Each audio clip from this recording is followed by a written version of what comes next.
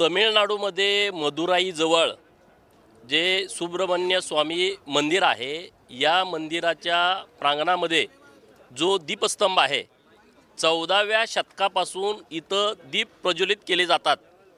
परंतु काही कारणास्तव ती प्रथा बंद केली गेली होती आणि म्हणून तिथले लोक भक्त हे न्यायालयामध्ये गेले. मद्रास उच्च न्यायालयाच्या मदुराई खंडपीठानं दीप प्रज्वलित करण्याचा एक चांगला निर्णय दिला आणि त्यानुसार परत ही प्रथा सुरू झाली. परंतु तिथले जे सगळे हिंदुत्वाच्या विरोधामध्ये असणारे जे तथाकथित धर्मनिरपेक्ष मानणारी जी लोक आहेत, ते सगळे पेटून उठले, चिडले आणि त्यांनी ज्या न्यायाधीशांनी जी.आर. स्वामीनाथन नावाचे जे न्यायाधीश आहे, त्यांच्या विरोधामध्ये महाभियोग त्यांनी आणला आणि त्यामध्ये ज्या खासदारांनी सह्या केलेल्या आहेत, 112 खासदारांनी सह्या केल्या, त्यामध्ये दुर्दैवानं उभाटाच्या खासदारांच्या सह्या आहेत.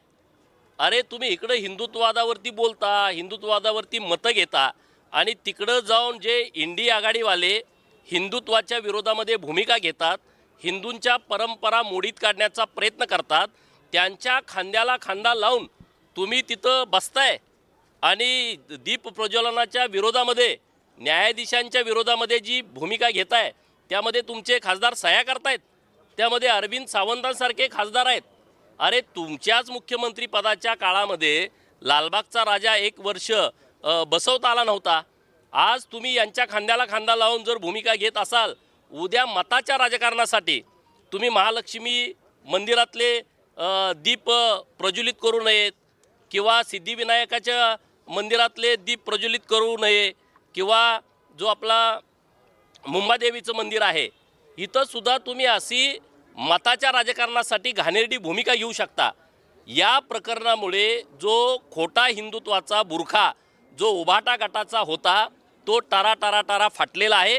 त्यांनी याच्यावरती म्हणजे महाराष्ट्रातलं हिंदुत्व वेगळं आणि तामिळनाडूतलं हिंदुत्व वेगळं अशी भूमिका उभाटाची आहे का, याच्यावरती त्यांनी भूमिका स्पष्ट करावी.